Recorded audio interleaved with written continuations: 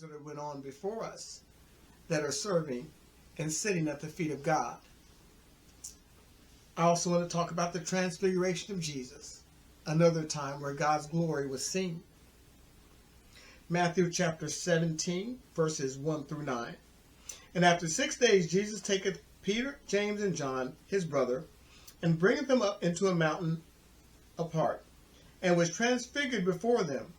And his face did shine as the sun, and his raiment was as white as the light.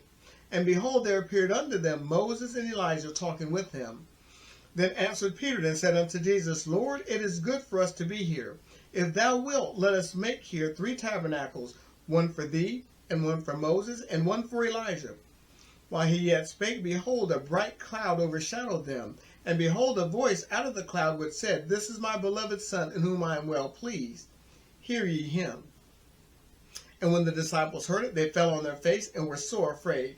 And Jesus came and touched them and said, Arise, be not afraid. And when they had lifted up their eyes, they saw no man save Jesus only.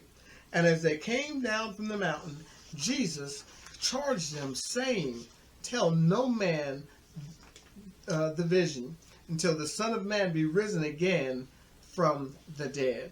So I want to point out a few things about this particular encounter. First of all, the audience. The audience was Peter, James, and John. These were those that were Jesus' inner circle. He took them to the Mount of Transfiguration. He took them when he raised Jairus' daughter, and he took them a few other places. But these 3 men were ones that had a close relationship with Christ, and he showed them something special. Next was the transfiguration itself. What did Jesus do? Jesus showed Peter, James, and John the glory of who he was. And they saw that what? That he was shining and glorious, even as God is, because Jesus is God. The next was the voice. The voice of God spake unto them and said, This is my beloved Son, in whom I am well pleased. Hear ye him. God was pleased with his Son because he did everything that he told him to do. But he also told him, hear what he has to say to you, because he had very many more things that were yet to be said. And he wanted to make sure they heard him.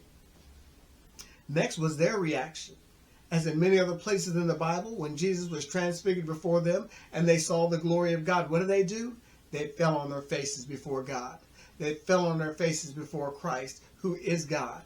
And they were indeed bowed down, prostrate to the ground, not to even be able to look upon him, but rather they saw the glory of God. And when you see the glory of God, and when you're in his holy presence many times, you just want to bow down. Doesn't matter where you are. If you're in church and the presence of God has come in and you sense it, just bow down. Believe me, God will touch you and stand you back upon your feet, even as Jesus did. And then there was also a charge given. Jesus told them not to tell anybody what they had seen until he was risen again. I believe that they held on to that. Thus they told Matthew, and Matthew wrote it in this letter that we read. And then finally, there's John's description. And John's description was given to him on the island of Patmos, a place where he was sent to exile, into prison, for the cause of Jesus Christ. Revelation chapter 1, verses 10 through 18. The words of John. I was in the Spirit on the Lord's day, and heard behind me a great voice as of a trumpet, saying, I am Alpha and Omega, the first and the last. And what thou seest, write in a book, and send it to the 7 churches which are in Asia, unto Ephesus, unto Smyrna, unto Pergamos, unto Thyatira, unto Sardis, and unto Philadelphia, and unto Laodicea. And I turned to see the voice that spake with me, and being turned, I saw 7 golden candlesticks. And in the midst of the 7 candlesticks, one like unto the Son of Man, clothed with a garment down to the foot, and girt about the paps with a golden girdle. The hairs of his head were white like wool, as white as snow, and his eyes were a fire of flame, and his feet like unto fine brass, as if they had burned in a furnace, and his voice the sound of many waters. And he had in his right hand 7 stars, and out of his mouth went a sharp 2-edged sword, and his countenance was as the sun shineth in his strength. And when I saw him, I fell at his feet as dead, and he laid his right hand upon me, saying unto me, Fear not, I am the first and the last. I am he that liveth and was dead, and behold, am alive forevermore. Amen. And have the keys of hell and of death. This is a description of what Jesus saw when he was on the island of Patmos. We see the first thing he says, he was in the Spirit on the Lord's day. When you get in the Spirit, sometime God will show you many marvelous and wonderful things.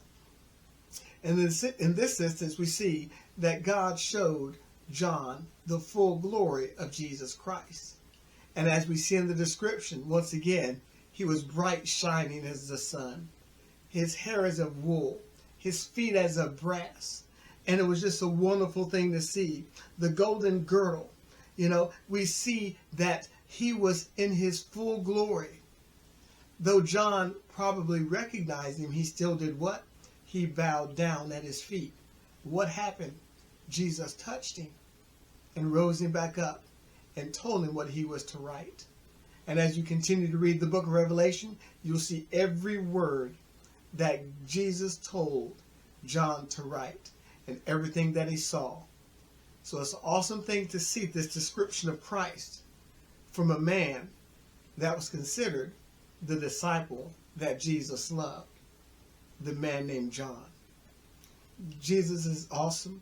He's so awesome. We can never compare to him. All we can do is bow down and worship and love upon Jesus with an everlasting love. These descriptions are what's behind the veil. The veil is only a picture, but the true glory of Christ is something we should all seek to see. And one day we shall see him, because we will be like him, and we will see him as he is. And what a glorious day that'll be. God bless you, and have a good day.